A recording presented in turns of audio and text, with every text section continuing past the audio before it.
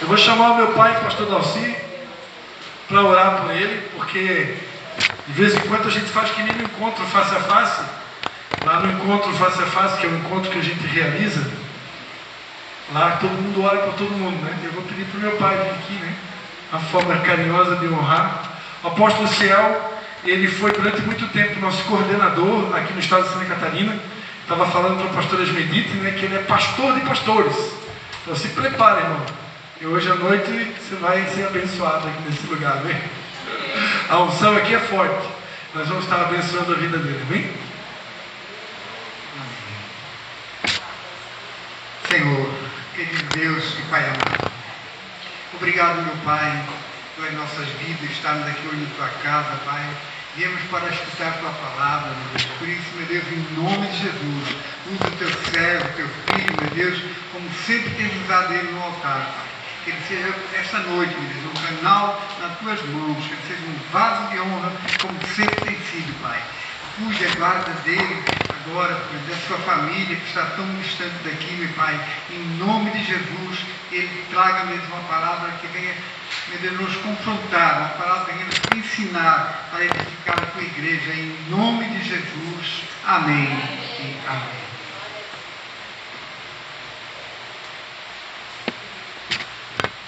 Graça e paz, povo do Avivamento, amém? Amém. Que bênção, querido, como é bom estar aqui mais uma vez. Hoje, quem estava aqui hoje à tarde, passamos a tarde toda falando sobre identidade e propósito. Como é bom e como eu gosto de falar sobre esse tema, porque é algo que nos traz libertação quando nós compreendemos nosso propósito, nosso chamado, compreendemos que fomos criados, preparados. Deus pensou em nós antes da fundação do mundo para cumprir um propósito. E como não poderia deixar de fechar aquilo que nós falamos, eu quero pensar um pouquinho sobre quem é você no reino. Quem é você no reino? Você pode perguntar para o seu irmão que está ao lado, quem é você no reino?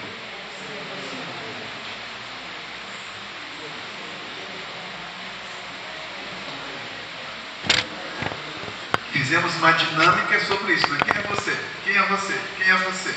E alguns ficaram meio, falaram 2, 3 vezes, entendeu? Depois não tem mais o que falar, porque muitas vezes nós não sabemos de fato quem nós somos. Mas eu quero trazer um pouquinho, lembrando lá de Atos. A Bíblia fala que Deus ia acrescentando aqueles que havia ser salvo, amém? Era Deus que ia acrescentar. Mas quando olhamos para a igreja de Jesus hoje, né, a igreja que é uma igreja séria, que busca viver a vontade de Deus, uma pergunta que fica no nosso coração é o seguinte: o que nós temos feito? O que tem impedido que a igreja de Jesus possa de fato avançar na nossa cidade, avançar na nossa casa, avançar no nosso local de trabalho? O que tem impedido de fato? Quando olhamos isso, a gente precisa olhar, fazer uma autoavaliação, uma reflexão sobre a nossa vida, porque a gente tem aquela mania de dizer assim: por que se não está acontecendo como deveria, tem um culpado. Nós sempre elegemos os pastores como os culpados oficiais pelos problemas da igreja, mas dificilmente nós olhamos para nós mesmos para identificar o que Deus está querendo nos ensinar com isso. Eu quero olhar para um texto e para uma história que vocês devem conhecer bem. É a história de Ruth. E quando eu olho para a história de Ruth, eu não consigo não ver igreja aqui. Se você começar a olhar para a Bíblia, você vai ver que todo o tempo, desde Gênesis a Apocalipse, Deus está falando do encontro do noivo com a noiva. É a preparação da noiva para esse encontro maravilhoso. É o tempo todo. A Bíblia não foi escrita para encher a nossa cabeça de conhecimento, mas foi para nos preparar para o encontro com esse noivo que um dia vai voltar, amém? Ele vai voltar. E nós, como noiva do Senhor, ou seja, como igreja dele, precisamos entender isso. E quando eu olho para o livro de Ruth, eu olho para a igreja. Eu vejo que o Senhor, ao permitir que esse livro ficasse no cânon das Escrituras, foi para nos ensinar alguma coisa. E eu gosto muito desse texto, desse livro, porque cada personagem, ele representa talvez cada um de nós. E a gente poderá se identificar num desses que conhecem a história de Ruth? Amém? Vamos ler então, para que aqueles que não conhecem passarem a conhecer. Ruth capítulo 1, vamos ler somente do versículo 1 ao versículo 22, mas a gente vai trabalhar um pouquinho em toda a história do livro. E diz assim: sucedeu que, nos dias em que os juízes julgavam, houve uma fome na terra. Diga assim: fome na terra. Por isso, um homem de Belém de Judá saiu a peregrinar nos campos de Moabe, ele e sua mulher e seus 2 filhos.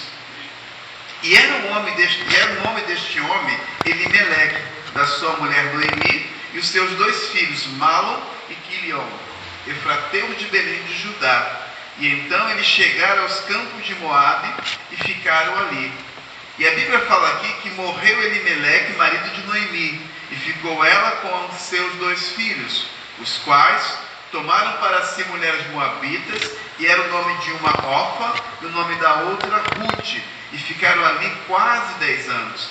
E morreram também ambos, Malom e Quilion, ficando assim a mulher desamparada dos seus 2 filhos e seu marido. Então se levantou ela com as suas noras e voltou dos campos de Moabe, porquanto na terra de Moabe ouviu que o Senhor tinha visitado seu povo, Belém, dando-lhe pão.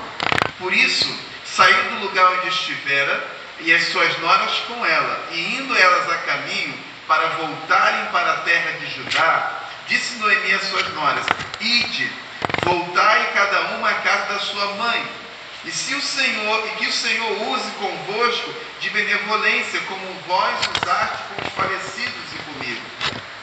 O Senhor vos dê que acheis descanso para cada uma em casa de seu marido. E beijando-as, levantaram a sua voz e choraram. E disseram-lhe: certamente voltaremos contigo ao teu povo. Porém, Noemi disse: voltai, minhas filhas, por que vocês vão comigo?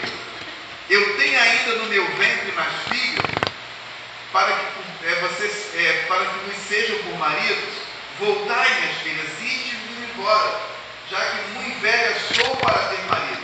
Ainda que eu dissesse tenho esperança, ou ainda que esta noite tivesse marido e ainda tivesse filhos, vocês esperariam até que viesse a ser grande? Ter-vos-ia por eles sem tomardes marido? Não, filhas minhas, que mais amável me é para mim do que para vós mesmos, porquanto a mão do Senhor se descarregou contra mim. Então levantaram a sua voz e tornaram a chorar. Orfa beijou a sua sogra, porém Ruth se apegou a ela. Por isso disse isso Noemi: eis que voltou tua cunhada ao seu povo e aos seus deuses. Volta tu também após tua cunhada. Disse, porém, Ruth: não insista comigo para que te abandone. Deixa que eu te siga, porque aonde quer que tu fores, irei eu. Aonde quer que pousares, ali pousarei eu. O teu povo é o meu povo, o teu Deus é o meu Deus. E onde quer que morreres, morrerei eu, e ali serei sepultada. Faça-me assim o Senhor, e outro tanto, se outra coisa que não seja a morte, que há de me separar de ti. Amém? Vamos ler somente esse texto aqui. Quando olhamos para esse texto, a gente vai lembrar que esse texto está acontecendo justamente no período dos juízes. Mas é tão importante para os judeus esse material, que era um livro que eles liam justamente na festa de Pentecostes. Tal importância a história de Ruth trazia para o povo de Israel. Mas o que a gente pode aprender quando olhamos para esse texto aqui? E é tão interessante que alguns estudiosos dizem que capítulo 31 de Provérbios poderia ter sido inspirado na própria Ruth. Tal era a visão que o povo de Israel tinha dessa mulher.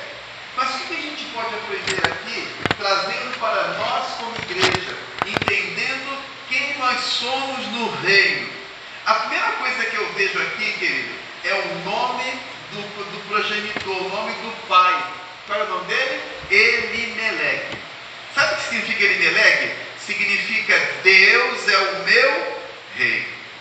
Então a primeira coisa que a gente aprende, Elimeleque representa uma vida que não é governada por Deus. E a gente vai perceber que cada um desses personagens faz parte da igreja de Jesus. Porque muitas vezes nós somos parecidos com Elimeleque. Nós declaramos e cantamos muitas vezes que Ele é o nosso Deus, que Ele é o nosso Senhor, mas muitas vezes a nossa vida não está sendo governada pelo Senhor. E a gente vai observar que aqui ele começa a tomar decisões que Deus não participa. Ele decide sair de Belém e vai para onde? Para Moabe. Belém representa a casa do pão. Só que naquele momento não havia pão na casa do pão. Existem momentos na vida da igreja de Jesus que ela passa por problemas e dificuldades, sim ou não? Que ela passa por guerras. E é nesse momento que Deus começa a provar o nosso coração para entender e para saber o que de fato nos motiva. Quando entendemos que a igreja não é um lugar para participar, mas um lugar para pertencer, mas uma família onde eu vou pertencer a essa família, a minha mentalidade muda, o meu coração muda em relação a isso. Aqui, Elimeleque me disse: Senhor, o que tu queres que eu faça? Eu fico em Moabe, eu fico em Belém, eu vou para Moabe, mas aqui não, ele decide para Moabe. Por que ele decide? Porque o texto fala que houve fome na terra. Tá, o que acontecia quando havia fome na terra? O que era comum naquele tempo? Quando havia fome na terra, o que estava acontecendo? Naquele tempo era sinal de julgamento. Mas Moabe Elimeleque não para observar e pensar e se perguntar, tá, o que Deus está fazendo? O que Deus está querendo? O que Deus está movendo nesse tempo? Quando as coisas não saem da forma como nós gostamos ou queremos, nós precisamos consultar a Deus. Se Ele de fato é o nosso Senhor, nós não decidimos mais aquilo que nós desejamos. Tem momentos que, como pastor, que é vontade, como diz o ditado, chutar o balde. Só que eu não decido mais sobre a minha vida. Eu não escolho mais o que eu quero, o que eu deixo de querer. Porque quando eu entreguei a vida para Ele, é agora Ele que toma a decisão. É Ele que faz o que Ele quer, é Ele que me leva, que me dirige para onde Ele deseja. Aqui prova que Elimeleque de fato não conhecia o Senhor. Ele não estava entendendo aquela estação. Existem estações da nossa vida de prosperidade, amém? Mas também existe estação de escassez. E as duas fazem parte desse evangelho. É que infelizmente vivemos hoje num tempo do evangelho triunfalista. Venha para Jesus que teus problemas serão satisfeitos. Jesus se transforma o gênio da lâmpada. É verdade. Aí quando vem o evangelho de dor e de sofrimento, a gente não entende muito bem esse evangelho. Porque estamos acostumados de orar, faz isso, faz aquilo, Deus responde todas as coisas. Mas existem momentos que Deus decide dizer não. E aí, o que vamos fazer? E aqui naquele momento, eles estavam passando por uma dificuldade. Deus não permitiu vir a chuva. Porque Deus queria trabalhar de alguma forma com aquele povo. Elimeleque, dizendo que Deus é o meu rei, o meu Senhor, mas ele não confiou no sustento do Senhor. Quando vem a dificuldade, nós sempre temos um plano B. Afinal, nós sabemos como ajudar Deus, né? Dá dinheiro para Deus, Deus nem sabe o que está fazendo. Vamos dar um jeitinho, né? Para ver se... Né? Acho que Deus está meio perdido. Vamos dar um jeitinho para Ele? Aí vamos no agiota, aí vamos fazendo algumas coisas, tomamos algumas decisões que não estavam no plano de Deus para nós. Querido, existem problemas que Deus não trouxe sobre nós mesmos buscamos. Porque não paramos para ouvir aquilo que Deus quer falar ao nosso coração. E aqui, ir para Moabe representa uma fuga do propósito. Fugir do propósito. Porque nós temos dificuldade com o sofrimento. A gente lê muitos textos, mas esquece João 16:33. No mundo tereis o quê? Aflições. A palavra aflições é uma linguagem que a Bíblia que o Senhor tirou justamente da prensa. É o local de prensar uva ou prensar a azeitona. Quando você prensa a uva, né, você prensa a azeitona, é o lugar de prensar a azeitona. Você prensa a azeitona. Qual é o propósito? Tirar o que dela? O óleo, a essência. A dificuldade muitas vezes vem sobre nós, para que a essência que está dentro de nós, que nem nós sabemos, lembra que eu falei hoje à tarde? Por causa das nossas crenças, ou seja, das nossos traumas, nossas marcas emocionais. E às vezes Deus tem que nos espremer para que nós saibamos quem nós somos. Ah, Deus está me testando. Não, Deus não precisa testar você, Deus te conhece. Deus está testando você para que você se conheça, porque já sabe quem você é. Ele te criou. Lembra que eu falei hoje à tarde? Ele cria um propósito para depois criar você. Então Deus já sabia que você poderia cumprir o propósito. Só que Ele precisa te prensar para que você possa saber quem você é no reino. Então muitas vezes Deus não pode fazer mais no seio da igreja, porque muitos de nós não deixou de ser governado ou governada pelo Senhor. Governamos a partir da nossa própria vontade. E Deus quer que sejamos governados pela sua direção, pelo seu movimento. A segunda pessoa que nos ensina também aqui é Noemi. Noemi, o nome significa agradável, doce. E a gente sabe que naquele tempo o nome tinha muito a ver com o caráter ou com circunstâncias que aconteceram com aquela pessoa. Então, se o nome da Noemi era agradável, era doce, dá para a gente imaginar mais ou menos como é que deveria ser Noemi. Uma mulher fala mansa, fala devagar, fala bem suave. Deveria ser mais ou menos assim, eu imagino. Para ser um nome de agradável, ninguém vai ser agradável, doce, falando alto, gesticulando e nada. Não, uma pessoa bem tranquila, bem bacana deveria ser Noemi. Só que quando ela decide voltar para Belém, e as suas amigas, ao vê-la, dizem: Noemi voltou, é Noemi, gente, aqui Noemi. O que ela disse? Não me chame Noemi, me chamem de Mara. Mara significa amarga.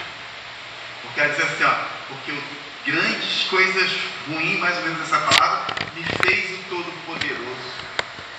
O que isso nos ensina, querido?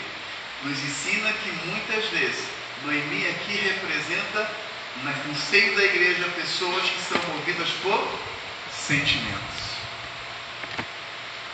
Como nós somos movidos por sentimentos. Nós estávamos num grupinho aqui falando sobre terapia, né? Tinha uma irmã que também estuda psicanálise, nós estávamos conversando sobre isso.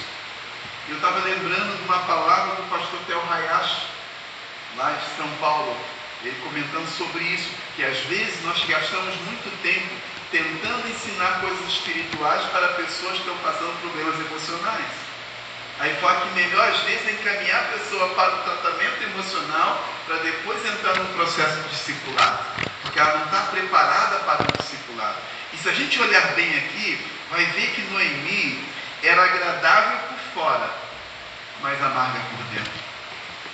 Muitas vezes nós trazemos tantas coisas, e como terapeuta a gente trabalha isso, tem tantas marcas emocionais que nós carregamos por causa da forma como fomos criados, por causa de várias situações. E nem é tudo que aconteceu conosco é resultado de alguma coisa que os nossos pais fizeram, que alguém fez, não. Basta que a minha mente tenha a percepção daquilo. Às vezes não aconteceu nada, mas a forma como eu recebo aquilo pode ser uma forma errada. Eu vou entender que aquilo foi ruim para mim, mesmo não sendo de fato. Então, muitos de nós carregamos muitas vezes essas situações. E como Noemi, graça e paz, irmã, Deus te abençoe, querido, amada, mas lá no fundo nós carregamos mágoas e sentimentos, mas não queremos que ninguém saiba a amargura que muitas vezes está dentro de nós mesmos. Quando Noemi volta para Belém, ela não quer ser tratada como agradável, mas como alguém que é amarga. Aí a pergunta é muito simples: quem é você? Você é Noemi ou você é Mara? Porque às vezes, por trás de uma imagem de espiritualidade, nós escondemos uma vida de amargura. E quando entramos nessa vida de amargura, nós entramos também numa vida de solidão.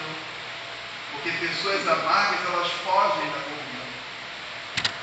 fogem, não querem comunhão. Elas querem ficar sozinhas. Por quê? Porque na comunhão vai expor a sua amargura. A comunhão vai expor de fato quem nós somos. Por isso que eu sou apaixonado pela igreja. Você viu um exemplo, querido? Eu estava pregando domingo passado sobre a reunião dos discípulos de Jesus no cenáculo, naquela ceia. Que igreja maravilhosa que ele tinha, né? Uma igreja grande, 12 pessoas. Linda, grande, muito grande, 12 pessoas. Mas não tinha problema aquela igreja de Jesus. Principalmente na ceia. Eles só ficaram assim pensando, não vai ser o maior de nós aqui, hein? Você, né? Olha só, Jesus quase sendo ido para a cruz, os discípulos estavam discutindo quem seria mais importante. Imagina, isso é, quem é o pastor dessa igreja? Jesus, imagina. Se na igreja de Jesus acontece isso, mas na nossa igreja, aí as pessoas querem a igreja perfeita. Praticamente Jesus era perfeita. Os caras caminharam com ele 3 anos e pouco, mas não era uma caminhada de culto de domingo, vim aqui das 7h30 até as 9, não, querido. Esse caminhado era 24 horas, 3 anos ali, 24 horas caminhando, comendo, bebendo, dormindo, andando, Jesus, 30, mas estavam discutindo quem seria maior entre eles. Aí Jesus dava uma grande lição, começa a dar os pés de cada um. Fala nada. Mostra que para ser maior tem que ser o menor, tem que servir a todos. Às vezes nós estamos tão amargos porque nós queremos resultados que nem Jesus conseguiu. Temos que olhar para dentro de nós mesmos. Nós somos resultado de todas as nossas experiências, sejam boas ou sejam ruins. E a igreja é para isso. É para que eu e você sejamos restaurados e curados. Amém? Não é céu, querido. Se a igreja fosse céu, seríamos arrebatados. Igreja, a palavra terapêutica, lugar de cura, a palavra cura, a palavra terapia, na verdade é uma palavra grega, significa cura. A igreja é uma comunidade terapêutica, onde a partir do pastor estamos sendo curados. Acho que é Provérbios que diz que um ferro, assim como um ferro afiou outro ferro, o homem afiou outro homem. Eu sou quem sou por causa da igreja. Eu costumo dizer para os irmãos que eu não faço nada para ou pela igreja. É a igreja que faz em mim. Porque na medida que os problemas surgem, eu sou obrigado a crescer mais, a orar mais, a buscar mais, a estudar mais para poder entender e servir melhor. Então eu me tornei uma pessoa melhor a partir do momento da comunhão. Tem as guerras, claro, elas são necessárias para nos fazer crescer. Noemi estava presa ao seu luto. Ela estava presa ao seu luto. Ela perdeu o marido. Ela perdeu os filhos. Em 10 anos ela perdeu tantas coisas, querido. Muitas pessoas não conseguem viver em comunhão porque estão presas aos seus lutos. Não luto de ter falecido alguém, mas luto porque acharam que perderam alguma coisa. Principalmente quando você tem tanta expectativa nas pessoas e as pessoas não fazem nada daquilo que nós esperamos. Aí o que nós fazemos? Culpamos as pessoas. Mas peraí, quem tem expectativa? É você ou foi a pessoa? Não é nós. Eu não tenho que ter expectativa no outro. Eu posso ter uma perspectiva aqui que ela vai fazer, mas eu não posso ter expectativa. Porque quem se frustra sou eu, porque a pessoa não me prometeu nada. Mas eu fico frustrado e eu fico então vivendo esse luto. Muitos líderes estão machucados, estão paralisados. E o diabo ele é perito em nos marcar e nos machucar, para que nós não possamos dar continuidade ao chamado que ele tem para nós. Porque ficamos apegados às nossas feridas de alma, às nossas machucaduras, ficamos coçando nossas machucaduras e não tomamos uma decisão de permitir que o Senhor trabalhe em nosso coração. E quando as pessoas se fecham nas suas dores, querido, é impossível cuidar das pessoas. Eu tenho que entender que toda crise é uma oportunidade da manifestação da glória de Deus. Amém? Amém. Toda crise, todo problema que você passa. Já viu aquele momento que você olha e Deus não responde nada? Sabe o que os judeus dizem? Que no silêncio de Deus, é Deus preparando algo tremendo, maravilhoso para derramar sobre a sua vida. Nós temos que crer, crer que Deus vai fazer sempre o melhor. E às vezes fazer o melhor é dizer não para você. Ou dizer espera, ou ficar em silêncio. Mas precisamos confiar que Ele é Deus. Quem é você, querido Daniel? Você é Elimelec, Deus governa na sua própria vida? Ou você é Noemi, bonitinho por fora e amargo por dentro? Mas aqui também tem outro personagem que nos ajuda. E é interessante, quando eu olhando para Noemi, foi um detalhe aqui que eu achei que é importante, ela não se responsabilizou pela sua escolha. Foi Deus que mandou ela ir para Moab? Foi sim ou não? Não, ela decidiu para Moab. Mas agora ela culpava a Deus pela escolha que ela fez, ou seja, ela esqueceu que toda semeadura tem uma colheita. A terceira personagem, ou o personagem que a gente vê aqui, é Orfa. Orfa era nora de Noemi, casada com um dos seus filhos. A palavra Orfa, em algumas traduções, significa gazela, mas literalmente significa pescoço, cervix, essa parte aqui, ó, dorso. A ideia desse nome é como aquela pessoa que volta as costas. É como se você olhasse o inimigo pelas costas, correndo, fugindo. Essa é a ideia do nome de Orfa.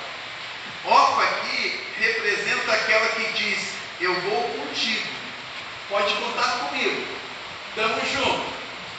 Mas ela tem um limite. Ela disse que iria com Noemi, certo? Mas quando chega no limite da cidade, ela para. Ela foi até o limite da cidade e retorna para a sua família e para os seus deuses. Existem crentes que vão até um limite, mas não passam dali. E ao não passar dali, não experimentam a manifestação daquilo que Deus quer fazer na sua vida. Quando Deus chama Moisés, quem disse Moisés? O que Moisés fez? A Bíblia fala que ele foi além do monte. E ao ir além, ele recebe uma revelação maravilhosa do Senhor. O grande eu sou se manifesta a Moisés, porque ele decide ir além. O próprio Jesus no Getsemane, ele deixa os discípulos ali, mas ele não fica ali, ele vai um pouquinho mais além. Querido, muitas vezes Deus está nos impulsionando, nos empurrando a partir das nossas lutas, das nossas dificuldades, para nós não ficarmos satisfeitos, acomodados, confortáveis, mas nos empurra para que nós possamos entender o quê? Uma coisa que nós estávamos conversando, né, com o pastor Cristo. Eu vou tirar um tempo para orar mais, para buscar mais, porque às vezes os problemas é para isso mesmo, é para você se desafiar a não ficar naquela posição e entender que você precisa ir um pouco mais além, buscar um pouco mais. Se orava 10 horas, ora mais 2 horas, se puxa, faz mais um pouquinho, porque Deus está te convidando a algo tremendo, algo maravilhoso. Orfa, ela pelo contrário, ela vira as costas para o compromisso com Deus e com seus irmãos. Se Noemi fosse sozinha para Belém, ela não tinha mais o marido para representá-la, nem os filhos. Praticamente ela iria mendigar. Só que ela não era mais uma jovenzinha, já era uma mulher de uma certa idade. E Orfa não pensou nisso. Orfa estava preocupada consigo mesma. E agora, como é que eu vou casar? E se eu for, quem vai ser? Ela decide voltar para trás. Ela dá as costas para o seu propósito e para a sua sogra. Às vezes nós não paramos para pensar que existem pessoas que estão olhando para nós. E depende de nós, não no sentido de salvação, mas de crescimento e de fé. Lembra que eu falei aqui? O propósito não é ter a ver conosco, tem a ver com o irmão, tem a ver com o outro. Deus me salvou, Deus me libertou, Deus me transformou.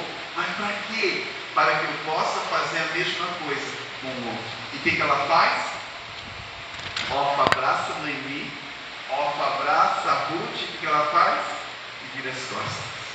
Ela abraça e vira as costas. Muitas vezes queremos que a igreja de Jesus cresça, desenvolva, mas muitas vezes nós somos como Orfa. Eu te amo, pode contar comigo. Porque para nós e para muitos a igreja é um lugar de frequentar, não um lugar de pertencer. E muitas vezes nos tornamos parasitas. Vocês oram por mim? Ninguém me visitou. Eu lembro que um pastor nosso vez perguntou, mandou todo mundo abraçar o outro, dá seu irmão e tal. Aí perguntou assim, aqui, quem não recebeu um abraço? Aí teve um desavisado que levantou, eu não recebi. Aí você ficou acostumado assim, ninguém. Nós ficamos assim, querido. Em vez de abraçar, nós ficamos esperando ser abraçados. Em vez de visitar, nós ficamos esperando ser visitados. Não somos mais novo convertidos, não somos mais criança, mas em vez de fazermos a obra, nós estamos aguardando que as pessoas nos carreguem no colo, quando nós deveríamos fazer a mesma coisa. Orfa virou as costas com o princípio, porque ela volta para os seus deuses.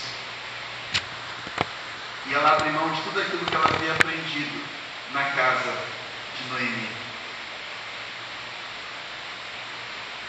E a última pessoa que está aqui nesse texto, o último nome, que nos faz perguntar quem nós somos do reino, é Ruth. O nome Ruth significa amizade, amigo. E ele é muito sugestivo.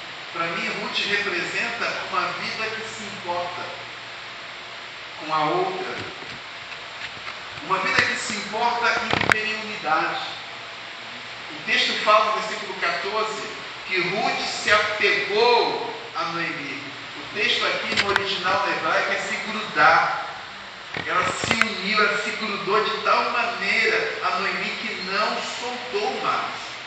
Mas a Ruth também mostra aqui uma vida que se importa em caminhar no mesmo propósito. Onde quer que tu fores, eu irei também. Estou contigo. Estou ligado no mesmo propósito. Vamos juntos, vamos conquistar, vamos trabalhar juntos. Porque muitas vezes nós temos que decidir, querido, se vamos gerar frutos, gerar vidas, ou se vamos adotar alguém mais grande, maior. Aí é mais fácil fazer um apelo. Quem está sempre na igreja tal, na igreja X. Mas às vezes esquecemos que gerar leva tempo. Nós estamos trabalhando na nossa igreja sobre isso. Nós queremos agora um crescimento orgânico. Como todo mundo da visão celular no passado, nós tivemos um boom. Meu Deus, apanhamos que nem gente grande. Porque foi um crescimento tão rápido que nós não conseguimos consolidar. E como nós somos pastores raiz, eu não consigo pastorear pessoas que eu não conheço. Eu não consigo pastorear pessoas que eu não tenho acesso. Eu não consigo ser igreja assim. Sabe? E naquele tempo a gente não conseguiu se organizar, foi muito rápido. A minha liderança começou a se esgotar, começou a se cansar, a tal ponto que chegou um ponto que ninguém mais queria saber de vidas, porque foi muito cansativo. Porque não tinha muito tempo, todo mundo despreparado, cuidou de muita gente e a maioria foi tudo embora. Aí a gente entendeu, peraí, o problema não está no discipulado, o problema não está no cuidado ou no pequeno grupo na célula, o problema está em tentarmos cuidar de pessoas que não querem ser cuidadas. O problema está em tentar dar alimento espiritual para quem não se converteu ainda. Aí mudamos, queremos um crescimento orgânico, ou seja, onde na vida missional, onde no meu trabalho, no testemunho, eu ganho, eu vou acompanhando até um certo tempo, tem tempo. Tem pessoas que querem montar na nossa carruna e você vai o tempo todo, não. Aí você bota um pouquinho no chão, reclama e vai embora. Não queremos mais isso. Queremos pessoas que entendam que o reino de Deus é uma guerra. Não tem conforto, tem confronto. Aí mudamos a forma de trabalhar. Mudamos a perspectiva e começamos a gerar pessoas comprometidas, pessoas que querem. Não ficamos mais visitando, né? Se eu tivesse visitado 2010 vezes, quem sabe? Não funciona, querido. A pessoa não se converte, você está voltando pelas as portas. E nós temos que ter esse entendimento. Precisamos de pessoas que querem caminhar com propósito. Uma vida que se importa é uma família. O teu povo é o meu povo. Agora Noemi deixou de ser moabita, ela se tornou também judia a partir daquele momento. Olha, Noemi, o teu povo é o meu povo. Então passamos a entender que somos uma família. E se somos uma família, estamos para o que der e vier. Na alegria e na tristeza. Não é assim que nós falamos no casamento, no relacionamento? Quando a gente entende que igreja é isso, tudo muda. Deus começa a trabalhar de tal maneira no coração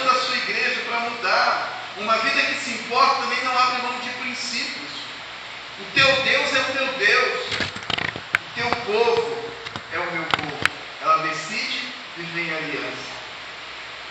E quando a igreja vive esses princípios, algo maravilhoso acontece.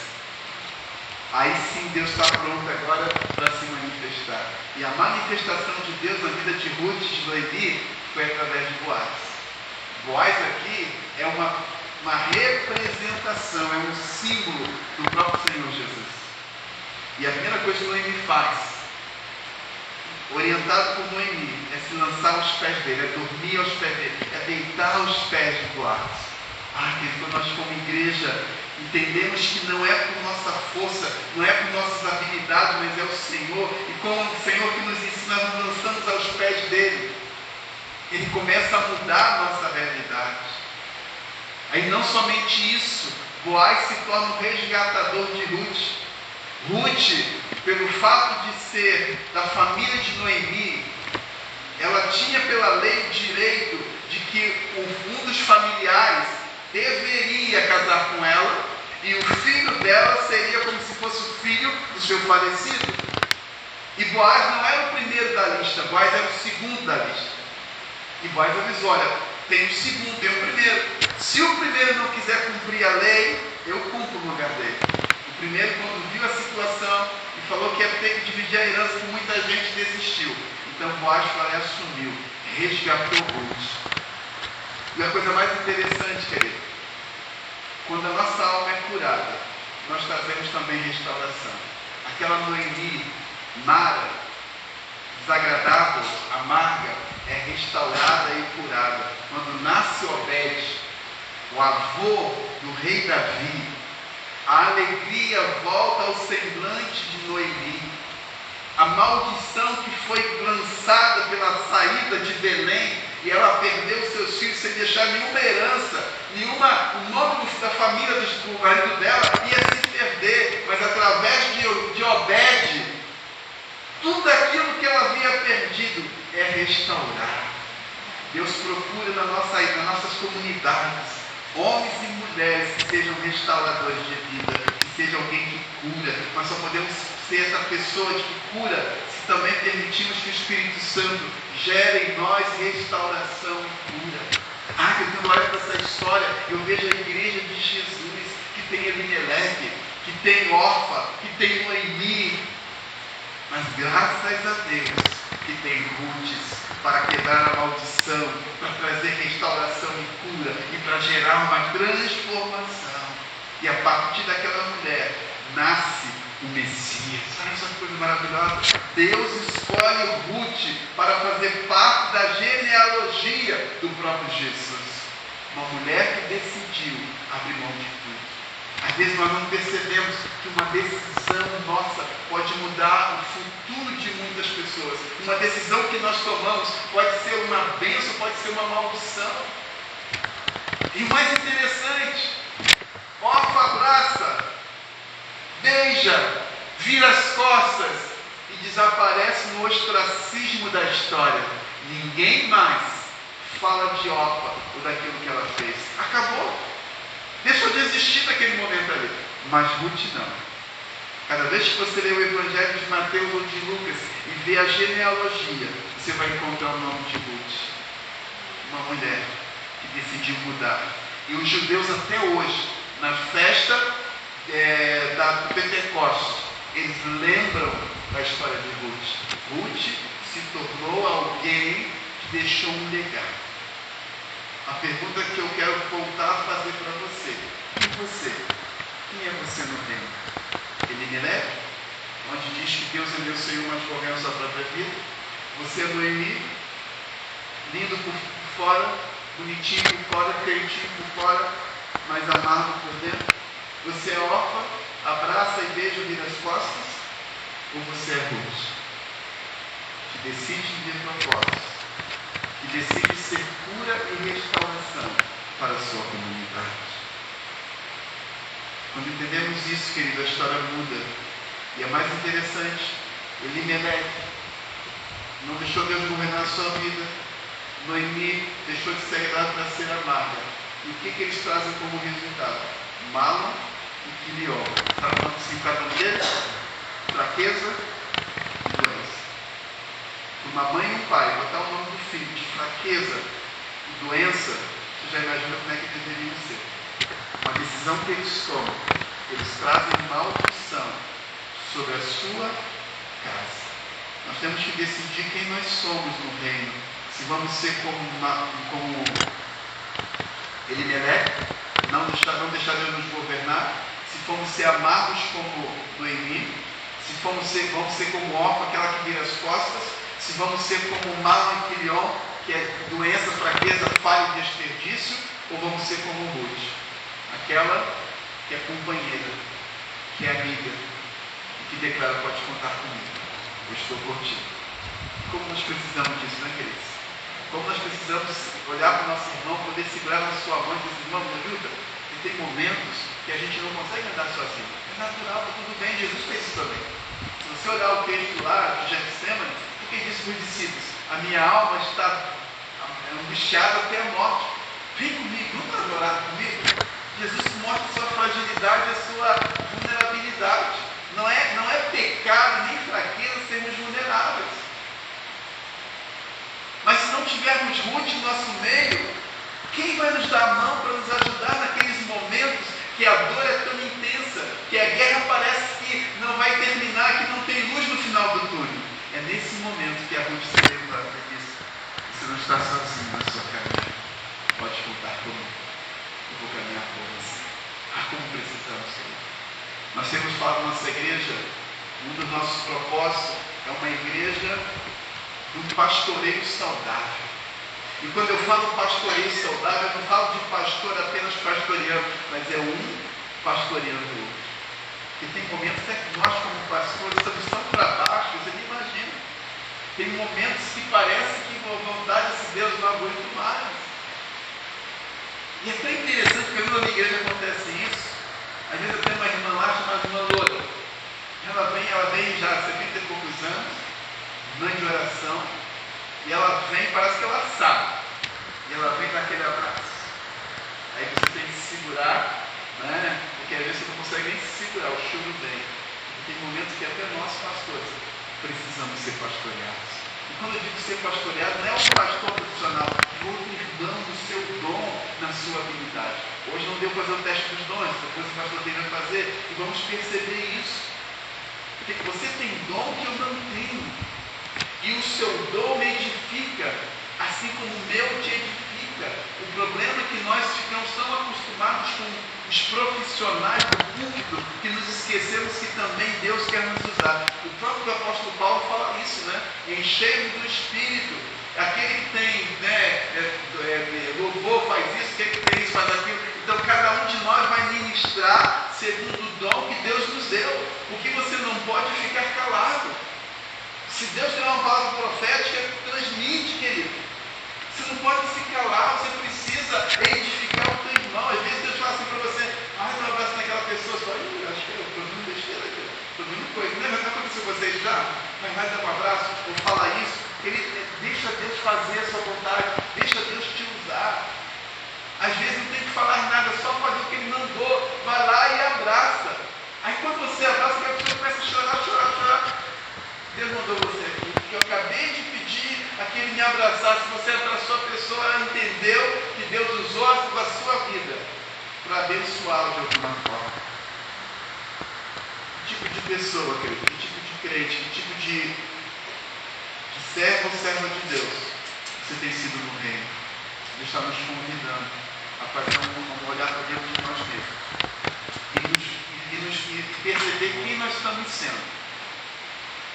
Se estamos sendo um pouco de Elimeleque, um pouco de Noemi ou de Orfa, precisamos olhar para nós e começar a trazer essas qualidades e características para a nossa vida. Deus está esperando que sejamos Ruth para essa geração. Não a geração só que está lá fora, mas a geração que está aqui dentro. Nosso sonho como igreja de Sombria é somente isso. Nós queremos nos tornar uma família forte, apaixonados uns pelos outros, que tenha sensibilidade da necessidade um do outro, de se preocupar como está o teu irmão, Porque as pessoas lá fora elas miram automaticamente. Porque assim é a igreja de Atos. A igreja de Atos não saía de porta em porta. Mas ela vivia de tal maneira igreja que as pessoas lá fora queriam fazer parte, porque percebia que havia amor, que havia cuidado.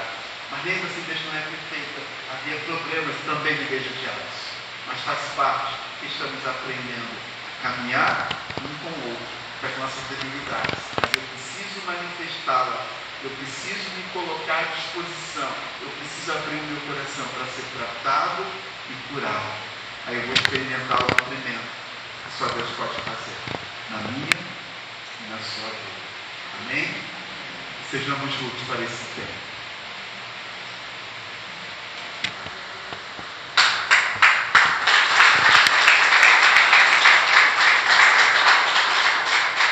Glórias a Jesus, amém? Pastor Ciel nem sabe que faz uns 20 dias que eu preguei sobre Ruth aqui, né? O Espírito Santo é tremendo, né? Glórias a Jesus. A gente vai estar orando sobre isso. Eu quero deixar mais 2 avisos aqui que o Espírito Santo me lembrou enquanto o apóstolo pregava.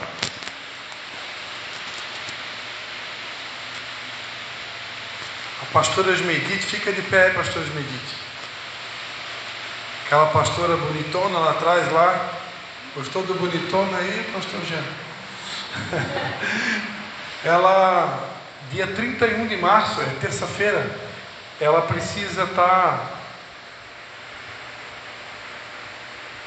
às 6 da manhã lá em Tijucas, no Hospital de Tijucas, é isso? No Hospital de Tijucas. Ela vai passar por uma cirurgia e ela precisa de uma acompanhante, alguém que fique com ela lá durante a cirurgia. Evidente que tem que ser mulher, né? Então, se tiver alguma irmã da igreja que tenha disponibilidade, eu me proponho a levar ela, até o hospital. Tem que sair de São João Batista às 5h15 da manhã, mas precisa ter alguém lá para acompanhar ela no hospital. É dia 31 de março, às 6 da manhã, ali no Hospital de Tijucas. Então, se tiver alguma irmã que possa, por favor, dê o seu nome, tá bom? Para poder acompanhar ela. Obrigado, traz medida. E mais um aviso, amados.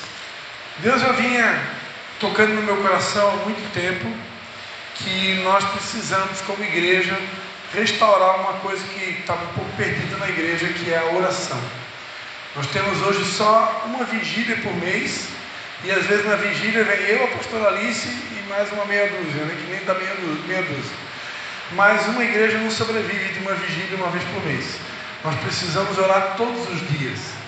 Então, hoje nós temos a ferramenta digital. Nós podemos criar uma sala digital através do Google Meet ou do Zoom. Só que você precisa ter só um celular e um e-mail. E a gente pode orar numa sala digital. Eu já estou, há uns 2 meses, eu participo de um grupo de oração todos os dias às 6 horas da manhã. Que são os irmãos da mesma empresa que eu trabalho. A gente ora todos os dias das 6 às 7 da manhã. Mas eu fico pensando, poxa, a gente reúne todo dia para orar por questões da empresa, por questões pessoais, e como igreja nós vamos ficar de fora? Igreja sem oração não chega a lugar nenhum, né? Igreja não é só o pastor que ora, todo mundo precisa orar. Então, amados, a pastora Patrícia sentiu no Espírito Santo. A gente estava esse final de semana numa casa de praia ali em Porto Belo, que a gente ganhou de presente, e Deus tocou no coração dela da gente criar essa sala digital, e a gente vai estar orando a partir de amanhã, todos os dias, às 6h30 da manhã, às 7 da manhã. Participa quem pode. Se alguém não puder se acordar às 6h30 para orar, não é obrigatório, precisa só ter um celular. Então amanhã às 6h30 da manhã eu vou criar o link e vou colocar na Ibra Tijucas, no grupo de WhatsApp da Ibra Tijucas, e Ibra de Canalinha. Se tiver alguém aqui que não participa do grupo de WhatsApp da igreja e quiser entrar, dê o seu nome para a gente, que a gente vai colocar o seu nome. Eu vou criar o link. O que você precisa fazer? É só clicar no link. No link vai pedir o teu nome e o teu e-mail. Você coloca o nome, coloca o e-mail e você vai entrar na sala digital. E ali a gente vai orar de maneira virtual. A gente, sempre quem vai estar comandando a oração, vai pedir para você desligar o teu microfone. Tem um botãozinho ali que você desliga o microfone. Aí você não atrapalha o outro que está orando. Quando chegar a sua vez de orar, você liga o teu microfone. É bem simples. A gente vai fazer a primeira vez dá aquele friozinho na barriga, é a primeira vez, né? Mas depois que fizer a primeira, a segunda, vai embora, porque é muito simples. Só precisa ter o celular. E se alguém não conseguir amanhã, que é o primeiro dia, fique tranquilo que depois a gente vai pessoalmente, a gente explica. É muito fácil. A gente vai tentar pelo Google Meet, tá? Porque é mais fácil do que o Zoom, eu acho. E todo mundo tem aparelho de celular, não vai ter mistério nenhum. Quantos querem orar com a gente às 6h30 da manhã? Veja, dá uma olhada no teu celular se não tem o aplicativo do Google Meet. Se não tiver, entra no Play Store e baixa Google Meet. Tá? Quase todo celular, se for Android, já tem. Mas se não tiver, entra lá na Play Store e baixa o Google Meet, tá bom? Essa é a melhor forma. Se a gente for parar para analisar, desde a pandemia, Deus já está tentando nos ensinar a usar a tecnologia. Amém? Então vamos ver amanhã, às 6h30 da manhã. Já vai estar o link ali no grupo, é só clicar e entrar. Se alguém tiver dúvida, mande mensagem no particular que a gente ajuda. Amém? Já tem alguém aí disponível para ajudar a Relés Medite na terça-feira? Procure a gente no final do culto, amém? Fica de pé.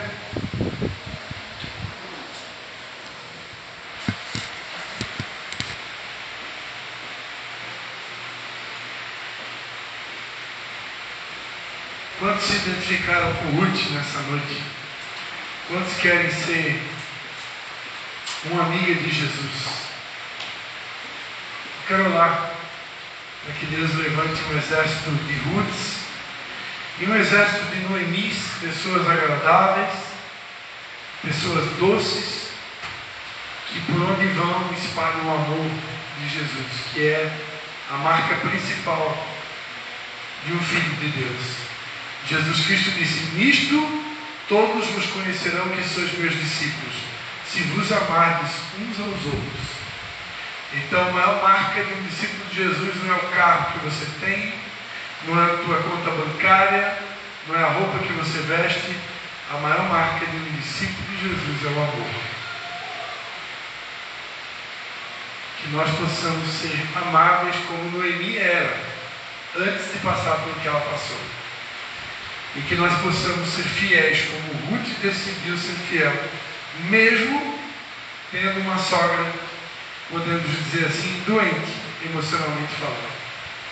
Deus precisa levantar novas Ruths, novas Noemis na igreja, e por que não dizer novos Boaz? Homens e mulheres que sejam capazes de remir uma geração através do seu testemunho de vida e sua maneira de viver. Amém? Se você se identifica com qualquer um desses personagens e você deseja isso para você nessa noite, a gente vai orar nessa noite, nesse momento. Pai, em nome de Jesus, Pai, nós queremos te dar graças por essa mensagem que o Senhor trouxe para nós na noite de hoje, Pai. Muito obrigado pela vida do apóstolo Ciel, Pai, que vem de tão longe para poder ser a tua boca nesse tempo, nesse dia, Senhor. Nós te louvamos pela vida dele. Te louvamos por aquilo que o Senhor está comunicando com a tua igreja nesse tempo, Pai. Espírito Santo de Deus, vem curar as nossas amarguras, Pai. Porque muitos de nós, Pai, até queremos ser uma Noemi, queremos ser uma pessoa doce, uma pessoa amável, mas as circunstâncias nos tornaram azedos, as circunstâncias nos tornaram amargos, as circunstâncias nos tornaram duros e secos muitas vezes. Mas essa noite nós te pedimos, Espírito Santo de Deus, toca em nossos corações, toca em nossas mentes, restaura a nossa alma, devolve a doçura, devolve a brandura, devolve o amor, devolve a paz. Oh Espírito Santo de Deus, vem restaurando a tua igreja nesse tempo, Senhor. Que nós possamos ser pessoas fiéis como Ruth, indesistíveis, Pai. Que possamos permanecer fiéis ao propósito, fiéis a Ti, fiéis aos nossos líderes, fiéis à nossa família, fiéis a todos aqueles que o Senhor tem levantado sobre as nossas vidas. Pai, que nós possamos ser como Boaz, que se importou com uma estrangeira, que se importou com alguém que nem pertencia ao seu povo. Assim é a igreja. Nós não somos convidados a amar somente aqueles que nos amam, mas nós somos convidados a amar o órfão, a viúva, o estrangeiro, o pobre, o necessitado, o sujo, o maltrapilho, o mendigo, o doente, o órfão. Oh Senhor, restaura esse coração, o coração de Boaz, aquele que estende a mão, aquele que é capaz de abençoar e ajudar até mesmo o estranho. Em nome de Jesus, vem Espírito Santo sobre esse lugar, vem restaurar a tua noiva, vem curar a tua igreja, Senhor, para que a tua igreja volte a ser aquilo que ela nasceu para ser, um exército de filhos e filhas que reproduzem o caráter de Jesus, um exército de filhos e filhas segundo o coração do Pai. Filhos e filhas que têm uma identidade, o amor que tudo suporta, o amor que tudo crê, tudo sofre, tudo espera. Oh Pai, estamos aqui na igreja que restaura o amor. Oh Espírito Santo, que essa identidade venha sobre todos nós, aqueles que restauram o amor. Em nome de Jesus. Amém, Senhor. Amém. Amém, Senhor Jesus. Nós te louvamos, Pai, por tudo que o Senhor fez aqui nessa noite. Restaura mesmo a tua igreja, Senhor. Que possamos voltar ao início de tudo, ao primeiro amor. Nós te pedimos em nome de Jesus. Aleluia. Não vai embora sem cumprimentar pelo menos umas 5 pessoas. Dê um abraço forte. Diga para ele: eu preciso de você. Você precisa de mim até o fim. Amém? O amor do Deus, o Pai, a graça do Senhor Jesus e a comunhão do Espírito Santo seja com cada um de vocês.